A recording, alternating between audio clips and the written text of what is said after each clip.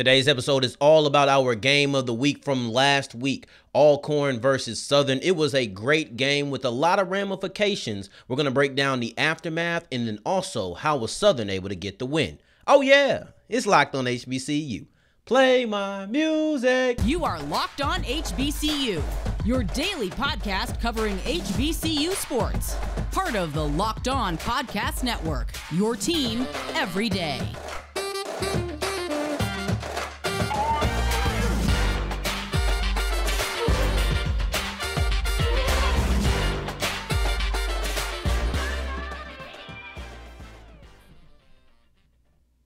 What's going on, family? Welcome back to another episode of the Locked on HBCU podcast, your number one daily one-stop shop for everything HBCU athletics, Monday through Friday, part of the Locked On Podcast Network, your team every day. And I, of course, am Jarveon Gray, a.k.a. the Mouth of the South, Texas Southern alum and former TSU Herald Sports editor. Thank you for going on this journey with me, making Locked on HBCU your first listen of the day every day. And remember, just because the mic cuts off does not mean that the journey is over. It just means it's time to follow me on Twitter at South Exclusives right here at the bottom of your screen. Don't forget the S on the end if you're on the audio side of things, okay? Now, this game between Alcorn and Southern was major, not only in the fact that it was a great game and really a lot of fun to watch, not only in the fact that it had a lot of ramifications coming into the game, but then also with how the game played out. There are so many things that I feel like we need to get into. So we're going to start off this episode a little bit different than we typically do. Most times we come in and we break down the action right away. But I think maybe the most interesting storyline is what comes next. Like, yes, we've seen Southern knock off Alcorn. It's a big time win, right? But what happens now? What is the aftermath of this? So we're going to get into it because this had the potential to be a SWAC West championship game, and possibly when the season's over, that's what it's going to be. Maybe when we look back in December, we say this was the SWAC West championship. Southern won this game, and that's the reason that they're going to be representing the West in the conference championship. But we also might not. And honestly, the more I looked into this, the more I felt like we wouldn't. It was really that close. So I want to get into really this SWAC West race, because to me, it's a three-team race. It's 5 teams in the conference, or excuse me, it's 6 teams in the conference. However, in this division, it's only 3 teams that could really win it, man. Right? So 6 teams in the division, excuse me, not the conference, but there's 3 teams that are really going to win it. However, let's indulge it, right? Because I don't have only Prairie View, Southern, and Alcorn fans who are listening right now. I have some Grambling fans, some UAPB fans, some Texas Southern fans. I better have some Texas Southern fans. I better. Right? Y'all my guys, y'all my girls. I better have some of y'all in here. But I want to talk about each one of them. So Grambling is 0-4 in the conference. We're only going to use conference records because that's all that even matters. Grambling is 0-4 in the conference. UAPB is 0-3 in the conference. If either one of those teams were to win this division, it would be an absolutely crazy, bonkers, frantic type of end to this season. I think Grambling basically would have to have everybody lose out. Everybody would have to lose out in that top 3, and then they would have to win out because they already have 4 losses. At best, they can get to 4-4, and everybody else is at 3-1. So they would basically have to lose out. They can't lose to anybody else. And then you look at UAPB; they would at best get to 5-3, and I don't think 3 losses wins this division. So then you get to Texas Southern, who is at only 2 losses. Of all of them, I guess TSU kind of feels like it has a reasonable shot. They're only a game behind Prairie View, Southern, and Alcorn. They beat Southern already, lost to Prairie View, still has Alcorn on the schedule. It feels like it's doable. I just don't think it happens. And this comes from an alum who actually feels like there's some talent on this team and they can go toe-to-toe with a lot of people. However, they already have 2 conference losses. They lost to Alabama State and they lost to Prairie View. Had they not lost to, let's just say Alabama State, because they already lost to PV a while ago, I think it might be doable. But now they still have to face Alcorn and they have to face Jackson State. I don't think they beat Jackson State. I feel pretty confident in saying that they don't beat Jackson State. And if they do, it'd be a really big-time upset. I don't think that 3 wins. So even if you beat Alcorn, I don't think that 3 losses wins the division. So that's why I take all 3 of these people out. I wanted to really discuss why I felt like they were not in this race. because I say it's a 3-team race, but not everybody knows why I think it's such a 3-team race, because we might only be paying attention to those 3. So we don't know what the other 3 in the division are doing, but that's what they're doing. And that's why I don't feel like they have a real chance. Now let's get to the big 3, right? And you're looking at Southern. We're going to start off with the victor in this game. With this win, they control their destiny. That's why this game had so many ramifications. They control their destiny, and they are number 1. They are at the top. They're not in sole possession, or excuse me, they are in sole possession of that first spot in the SWAC West, because they're in a tiebreaker with 2 teams that they've already defeated. The 2 teams in Alcorn and Prairie View have 1 conference loss, and both of those losses are to Southern. So Southern is alone at number 1. Control their own destiny. All they have to do is win. And of course, it's easier said than done. However, it's really easier said than done when you look at their schedule. So they still have to play Grambling, and I don't care. They are a better team than Grambling. They are a better team than Grambling. However, the Bayou Classic is the Bayou Classic, and crazier things can happen. So let's just put Grambling on kind of a tough game. They still have to face Jackson State. And in my opinion, Jackson State is the best team in this conference. So with that being said, that's a tough game. The jury's still kind of up on FAMU. I think we're going to talk about them tomorrow. I'm up in the air on FAMU. I don't know really how to feel about FAMU, but I will have something to say, if not tomorrow, on Wednesday, excuse me. So those are 3 relatively tough games that they still have to play. Then you look at Alcorn. Alcorn still has to play Jackson State. This loss was big for them, because had Alcorn won this game, I think the Alcorn's just SWAC West champs. They would just have to take care of Prairie View. That's all they would have to do. They just need to take care of PV. They still have a chance to win. I think they have 1 less tough game than Southern does, and all they have to do is have 1 less loss than Southern as the rest of the season goes on.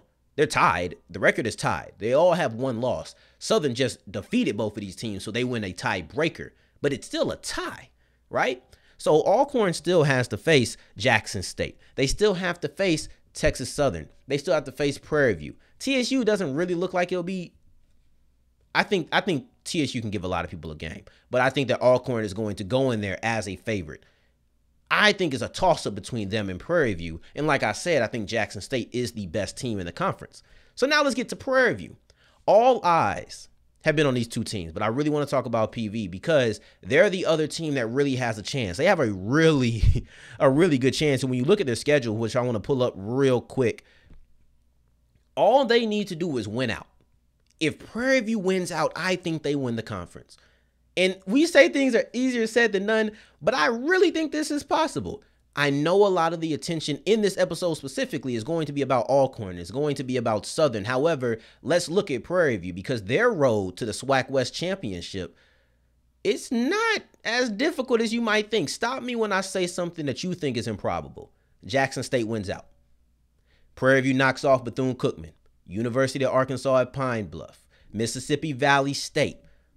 All of those things are not only completely probable, I think they happen. So at that point, all they have to do is beat Alcorn. That's the part that's really easier said than done. But now we go from thinking Alcorn versus Southern is the SWAC West Championship. And if Prairie View knocks off Alcorn, I believe they win the SWAC Championship. Or at least the SWAC West Championship. Sometimes having an easier schedule really benefits you. They don't have to play Jackson State. The 2 teams they're competing with do. I think that's going to go a long way to getting PV that SWAC West. And if I had to be honest, that's one of my, it's really close with Southern just taking care of business. It's that close. I really think that these are things that not only could happen, are very likely to happen. I cannot wait to watch and see just how this thing unfolds, because gosh, it's going to be a lot of fun. But we're going to go into something that has already happened, and I've talked about what happens after this game, but let's talk about what happened in this game between Southern and Alcorn State. But before we get into it, I would love to tell you about SimpliSafe, because SimpliSafe has a long-lasting resume. Listen, over the last decade, 4 million people have got with SimpliSafe. And you don't just do that by being some rinky-dink alarm system, security system. No, you do that by being one of the best in the business, and that's what SimpliSafe is. When you look at SimpliSafe, I love the ability to really look at my phone and see what's going on around my house. I love the ability, because I'm a forgetful person. I am a forgetful person to the core, and I appreciate the fact that if I do forget, there's a contingency plan called my phone. I can put everything down. This thing right here, I can go ahead and set my alarm from there. There is no safe like SimpliSafe. Even if they can't reach me, they're going to make sure that the authorities know quickly and they're able to get there expeditiously. That's what I love about SimpliSafe. Now, let me tell you what this deal is for you. Let's get into it. So customize your perfect system at home for only a few minutes at simplisafe.com/lockedoncollege. Save 20% on your SimpliSafe security system when you sign up for an interactive monitoring plan. Get your first month for free. All you have to do is visit simplisafe.com/lockedoncollege to learn more. And there's no safe like SimpliSafe. As we keep rolling on today's episode of Locked on HBCU, I appreciate you for making us your first listen of the day every day. And today's word of the day is frantic, meaning filled with excitement, activity, or confusion. Also means wild or frantic. Okay, I want to talk about this game. We talked about what comes from this game, but let's talk about how Southern was able to get the victory, because that's just as important. Like, the storyline of what happens is great as we continue, but let's not avoid what happened in the moment. I sometimes we want to avoid being prisoners of the moment, and then we forget to really appreciate what was right in front of us. Let's not do that here. Let's talk about this game, because I think this game is major. Southern was able to win this game because they had an explosive offense in the first half and a resilient, flexible, to kind of hammer home the point of really how they got it done. They had a flexible defense in the second half. I think that's an appropriate word with just a different kind of meaning here, but we're going to get into it. But let's start off with the offense and why I feel like their explosive nature is really the reason they were able to win. All 21 points that they scored in this game were scored in the first half. So in the first 30 minutes, they were able to put up 21 points. It was actually 21-14 at the end of the game, and at the end of the first half, and the final score was 21-17. So it was a lot of defense being played in that second half and a whole lot of offense in that first half. It didn't go down and finish the way that it looked like it was going to, but it kind of made for an interesting game nevertheless. All 21 of Southern's points were scored in the first half, and basically all of them came on the backs of big plays. If they weren't scored on a big play, they were influenced by a big play. And you saw this kind of initiative. It felt like a mission. It felt like they came into this game and said the back end of Alcorn is susceptible to the deep ball. And on the first play of the game, August Pitre, third of his name, bomb, right? And that's when I said, first play, a bomb? Okay, I'm going to watch for this. And I saw it pop up as the game continued. But we saw it probably the most apparent 2 plays later. They had a run, and then they had a false start that pushed them back to like a 2nd and 13. And then another bomb to Pitre, third of his name, and this time it was a touchdown. So now you have that play right there. Pitre had 3 catches of over 30 yards, 2 of which were on the first 3 plays of the game. He had another one later in the game, and that led to their 3rd touchdown of the first half. So Pitre had 3 catches for over 30 yards apiece, and he also ended with 4 catches for 127 yards. These are big plays, all of which led to a touchdown or scored a touchdown.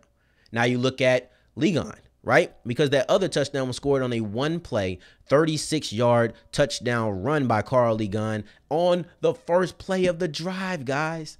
Big plays were rattling off. This was 36 yards. So now you have a near 40-yard touchdown, right? I think it was 37 yards on that first Pitre touchdown. Then you look at another touchdown of 36 yards, this time on the ground. Then your final touchdown that you scored in the game, it wasn't scored on a big play. It was only like a 12 or 14-yard play. However, there was another 37-yard catch from Pitre, third of his name, of course, third of the game as well. And when you look at these big plays, Pitre was the first 100-yard receiver for Southern this year. He ended up having 127. Ligon had the most running yards of any player in a single game this year for Southern. He had 99, so he just narrowly missed that century mark. But these big plays contributed to some of the best performances on the offensive side of the ball that we've seen all year. That's what the big plays were able to do. The big plays contributed to some of the best individual offensive performances, right? So let's clarify that. Not team, but the big plays contributed to some of the best individual offensive performances that we've seen all year. All season highs. Most receiving yards by a player all year. Most rushing yards by a player all year. Easily by a running back. I think Mcrae had 90-something yards. I think it was 95 against Texas Southern. That's what this did. And it drove the offense forward. That's how they were able to score. But they barely got on the field in the second half. They only had really 3 drives. You know, I think they might have had 4, and the last one was the grind out the clock drive. That's not really trying to get points. So they didn't get the ball much. And that had to do with Alcorn's ball control. And that's where we're gonna switch over to that Southern defense. Alcorn's ball control felt good. But when you look at what it did, it wasn't as positive as you would think it would be, because they were a team that was trying to come back. And yes, they kept Southern off the field, and they were able to keep Southern scoreless in the second half. However, because they controlled the ball so much, it forced them into a situation where they needed to score, and they only scored on 1. They attempted 2 field goals and only connected on 1.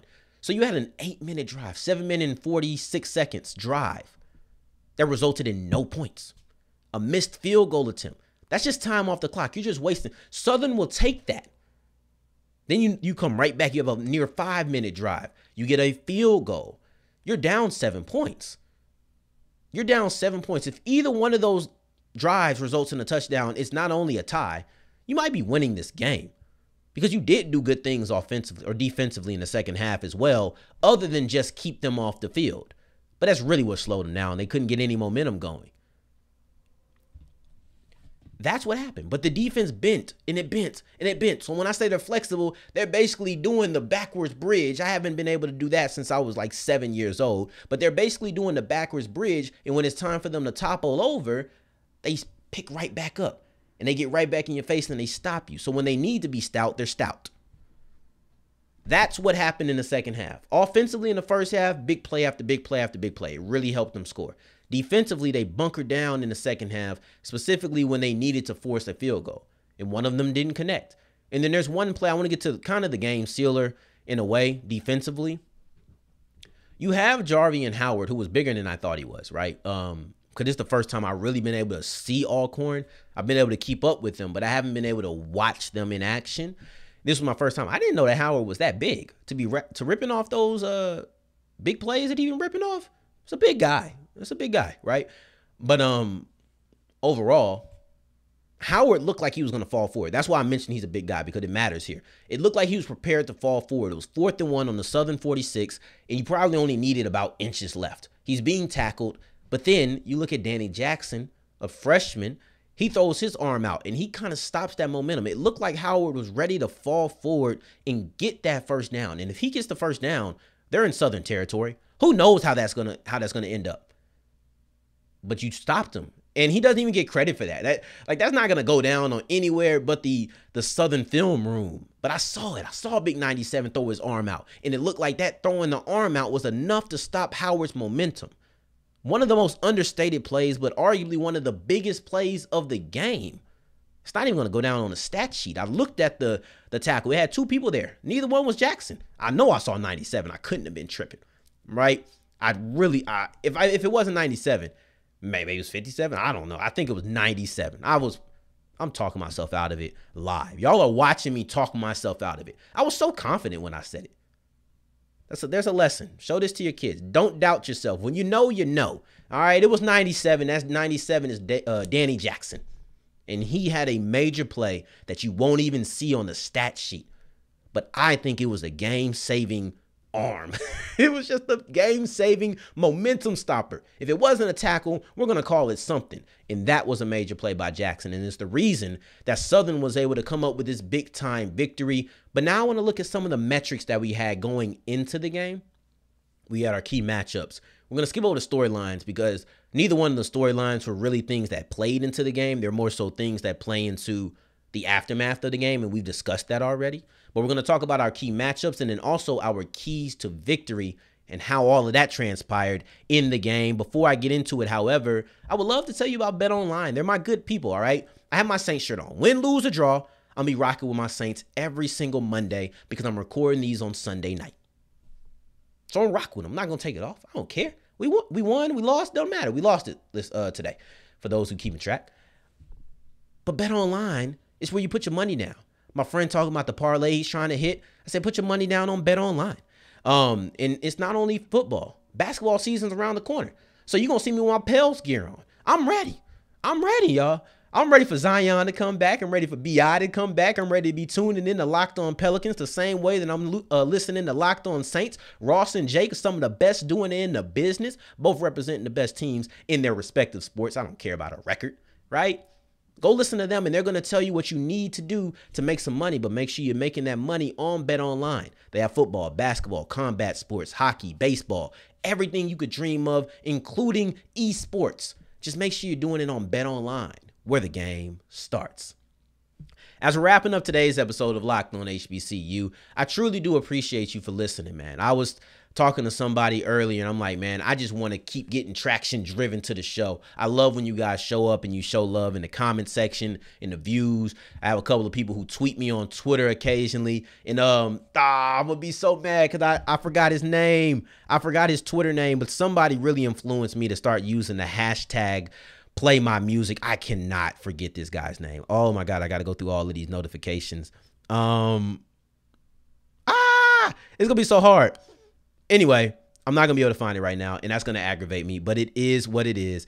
I just want to say shout out to y'all because I can't find this right now, but just know if you're listening to this, I truly do appreciate you. You are a FAMU fan, and that's all I can remember. I'll find it eventually. However, we have to keep going with the show, and I'll find it. But let's get into these keys to victory and these matchups that we were talking about on yesterday's or Friday's episode, really the last episode that we put out.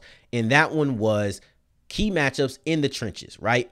Oh man, this is going to make me mad. Oh, here we go. I knew I was going to find him. The real D Scott.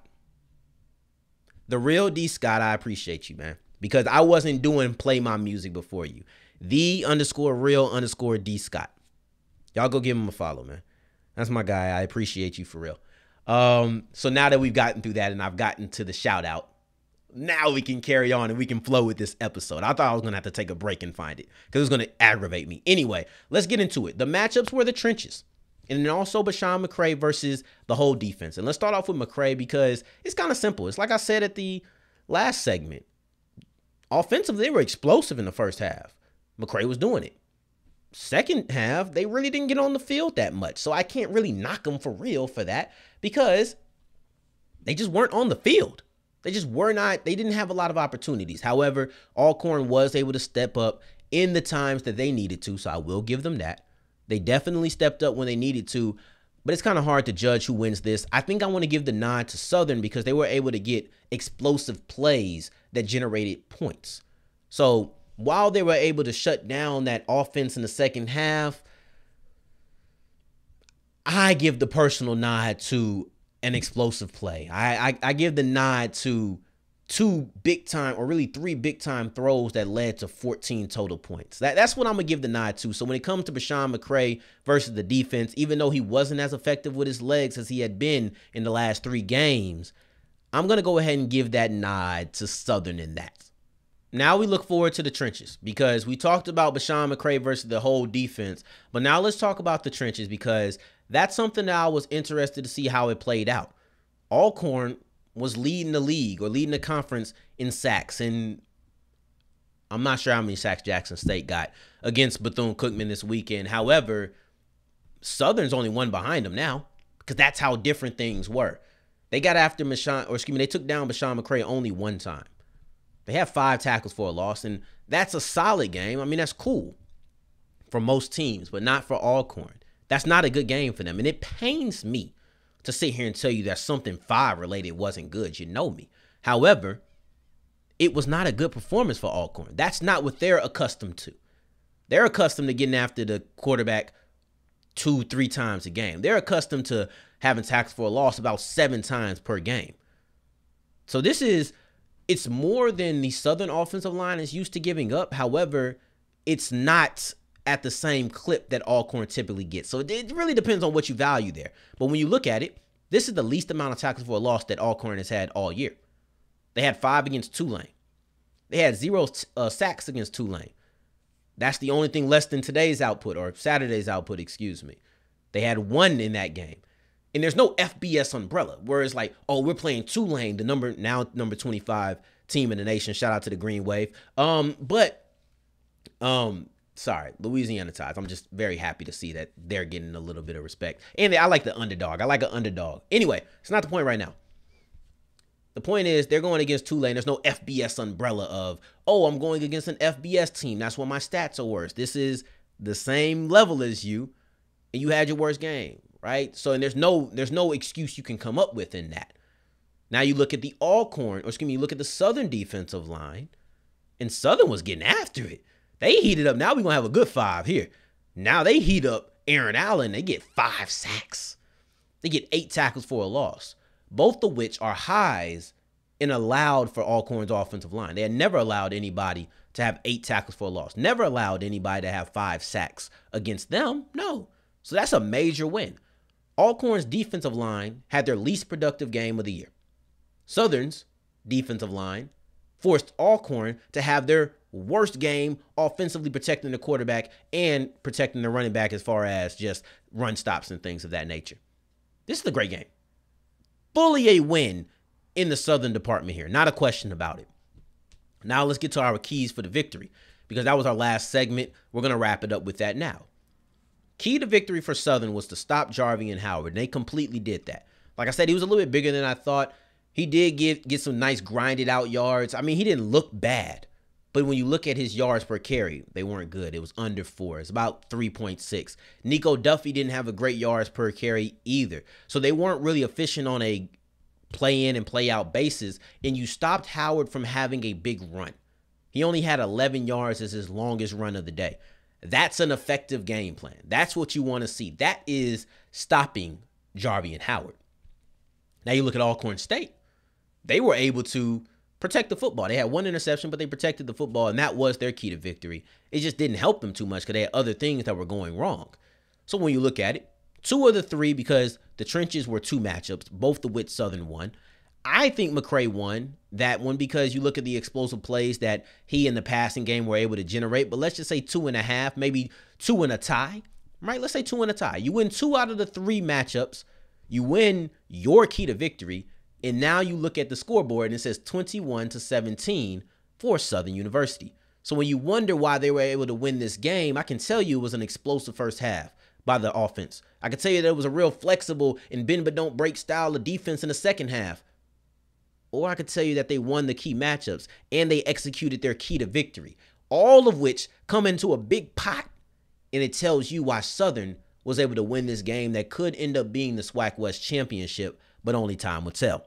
Hopefully time doesn't have to tell on whether or not you come back and keep checking us out, because I really do appreciate you for making us your first listen of the day, right? And I hope you do it tomorrow too. And when you come back tomorrow, we're going to be talking about the D2 Kings in Albany State and Bowie State and how their crown is no longer on their head. We're going to be talking about that game and a little bit more on tomorrow's episode of Locked On HBCU. And for your second listen of the day, make sure you're checking out our conference shows here on the network. Locked On ACC with friend of the show, Candace Cooper. Locked On SEC, Big 12, Pac-12, and Sunbelt. They're all a part of the Locked On Conference family. So keep checking us out. And in the meantime, in between time, if you're looking for me, you can find me on Twitter at South Exclusives. And I feel confident pointing at the details at the bottom again.